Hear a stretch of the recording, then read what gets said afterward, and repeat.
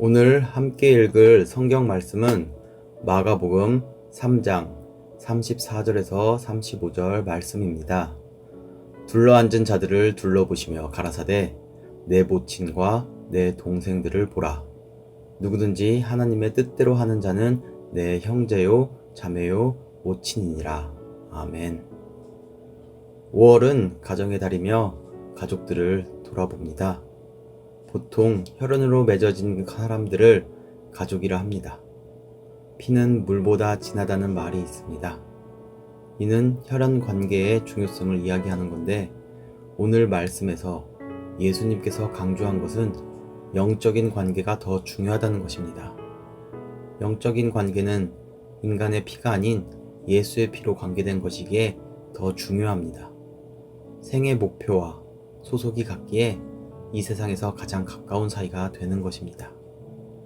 이런 영적인 가족은 누구든지 될 수 있으나 한 가지 조건이 필요합니다. 오늘 읽은 본문 35절에 하나님의 뜻대로 하는 자들이어야만 하는 것입니다. 하나님의 뜻이란 근본적으로 예수님을 믿는 일입니다. 즉, 예수님을 믿는 것이 하나님의 뜻대로 행하는 것입니다. 교회는 예수님을 믿어 하나님의 자녀가 된 사람들이 모인 영적인 가족입니다. 교회에서 서로 다른 출신, 성별, 나이, 환경의 사람들이 모여도 동질성을 가지고 협력하며 지낼 수 있는 것은 믿음 안에서 한 가족이 되었기 때문입니다. 따라서 믿음이 없는 이들이 교회의 멤버가 될지라도 온전한 사귐은 불가능합니다. 믿음으로만 하나님의 자녀로 다시 태어나는 경험을 할 수 있기 때문입니다. 우리는 항상 점검해야 할 것은 내가 예수님의 신령한 가족이 되었는가 하는 점입니다. 예수님의 이름을 부르고 교회에 소속되어 자기 자리를 지킨다 하더라도 모두가 예수님의 가족이 된 것은 아닙니다.